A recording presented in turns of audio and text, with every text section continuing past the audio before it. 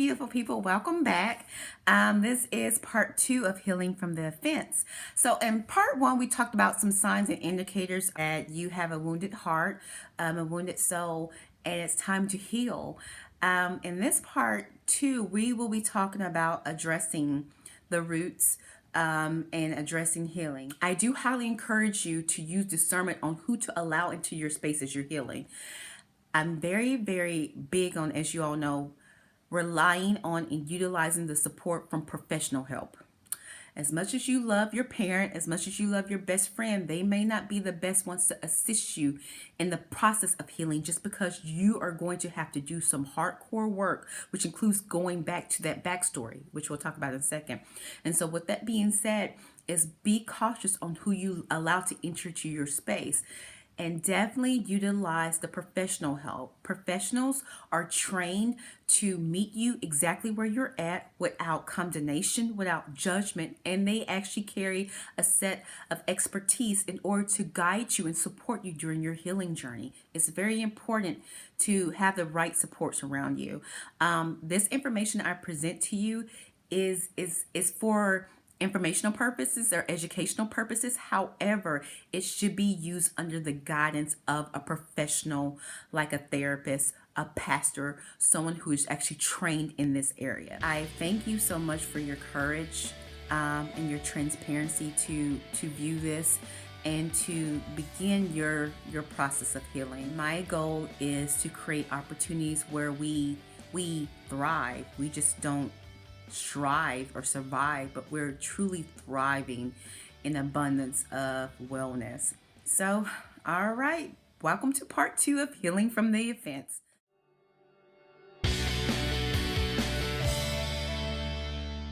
Again, in my last clip, I talked about there may be times when we think we're healed, but we're really not. I actually want to break that down. We wear a lot of masks. Masks helps us to self-preserve. Mask helps us kind of like a callus to hide while we're trying to deal with our internal things. The thing with a callus and the thing with mask is it's supposed to be temporary. When we use it longer than what it should be, or when we allow the callus to continue to form without going into the wound and digging out the infection, again, it spreads and it actually does more damage in the long term. Sometimes we think we may be healed, but we're actually hiding. So I want to break that down, the difference between hiding and heal. A lot of times, and we see this with the wall of Jericho, is that we're keeping people at a distance so we seem on the outside to be fine. In fact, if this is my wound, let's say my wound is in this area, right? If I touch this area, I'm going to be okay, right? Because I have distance between the wound and where I'm triggering and oppressing, meaning I have it at a distance. But the closer I come to the wound, the more it actually starts to hurt. And that's the telltale sign that we are actually not healed. We're just hiding or masking it. Is the closer I get to the wound, if I press on this wound and I react, if I am triggered, if I hurt, that means that I'm not actually healed. I just kept people at a distance. Sometimes we may feel like we're being healed when we're just good at putting the defense up. We're good at having that wall erect. And this is something that we actually do a lot, especially as adults. We're good at putting on the mask. Again, I'm all about taking off the mask. As you all know, I'm all about being yourself and changing the narrative. And in order to do that, we have to allow proximity into the wound so it can be healed. Sometimes we think we are healed when we're actually being hypocritical. So to be hypocritical versus being healed, I'm actually going to bring up some spiritual context for a little bit just to bring my point home, because it actually has day-to-day application to it. Jesus spoke about the hypocrisy in pointing out someone else's sin when you yourself not only have the same sin, but it's worse. God oftentimes will use people around us to point out the things that are within us, meaning, and we'll take the example of gossip. Let's say that you actually do have a tendency to gossip. You may not be aware of it, but it's there. And so there's another person who gossips and you are irritated by that person. In fact, you're like agitated. with that person. That is known as hypocrisy. Another example, let's deal with emotional wound, is everybody again is dealing with their own emotional journey of healing. And some may be starting out. So what it may look like is that they're still really sensitive and they may overreact or may be easily triggered. If you come and your reaction to that person is out of frustration or anger, you're not actually healed, you're hypocritical. God had me to see that when you're truly healed, your response to the other person is going to be different. And have a lot of more compassion because we recognize that we've been there. When you have been hurt and you've been healed, not only will you be able to see other people who are wounded, but you tend to have compassion towards them because you recognize, guess what? I was right there with you. I had that same, area that needed to be healed as well. There tends to be an increase of compassion and patience. And so, first, I had to get healed. I had to remove my plank. And after that, that's when I would be able to recognize that other person who may be wounded. But because I have compassion, I'm able to gently encourage and edify and esteem that person. There's no shame in when I come to that person. There's no reaction to that person who is wounded. I'm able to bear with them with love. And so, one sign that you may be hypocritical is your reaction to other wounded people. Are you irritated? Are you agitated?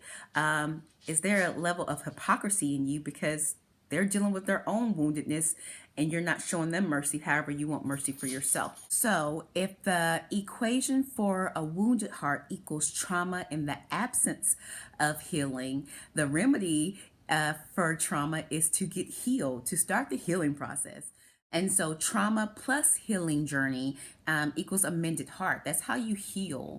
Note that it does not say the absence of trauma plus a healing journey. What I want to acknowledge is that everyone walking this earth has, in some shape or form, experienced a trauma or offense. I want to give hope because this does not say that if you avoid trauma or if you're able to not have any trauma occur or happen in your life, that you will be happy and healthy and successful. No, this is saying that even in the aftermath of trauma, you can still be happy and successful and healthy. The healing journey is active. I want to stress that. This is not a I'm going to be passive about my healing. I'm going to let life happen to me. No. In order to heal, you have to, one, make the decision that you want to be healed. Once you make that decision, you have to actively work on your healing. This is a day in and day out type thing. This is something that is a lifelong journey. This is not something that you're one and done. This is not where, oh, this chapter ends, let me move on. This is healing is a continual thing, and all you're doing, you're just adding sentence after sentence onto your narrative that reflects your healing state. Healing journey is not short term. It is a process towards peace, hope, and acceptance. The healing journey is filled with many ups and downs. There are going to be days where you're on top of the world. There may be days where you stumble. There may be days when you regress.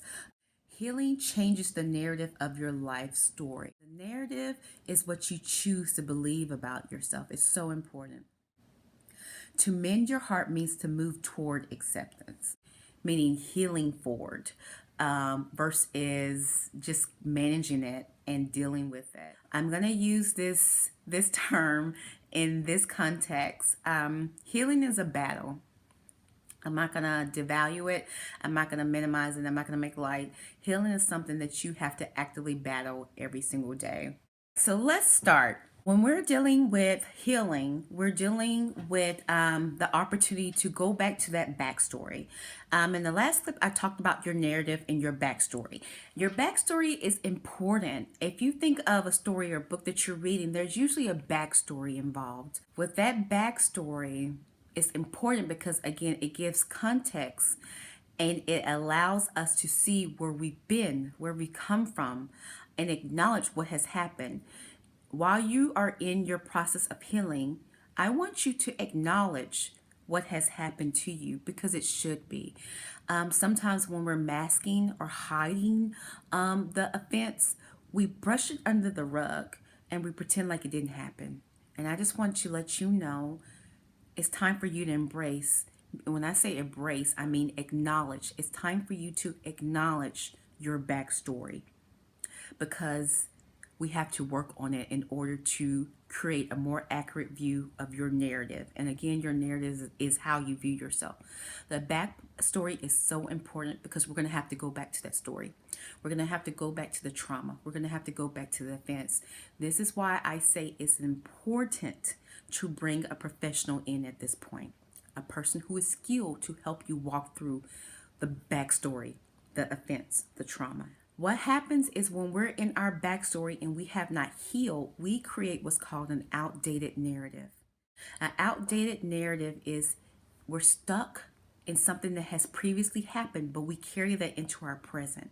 If you think of a story, if you're reading a story is created by adding sentence after sentence, paragraph after paragraph, right? And so when you think about your narrative that has not been healed from a backstory, you're creating sentence after sentence and paragraph after paragraph, which reflects an outdated narrative, an outdated story about who you are. We're viewing present situations and even future situations through the eyes of an offended, a wounded person. We're viewing situations and people from a lens that's restricted. We're dealing with an incorrect narrative that's based on a lack, that's based on hurt. And so to be stuck in the previous offense and trauma is to perceive new events and situations and relationships through the lens of outdated information. Your previous trauma and offense may be your backstory, but it does not have to reflect your current or your future narrative.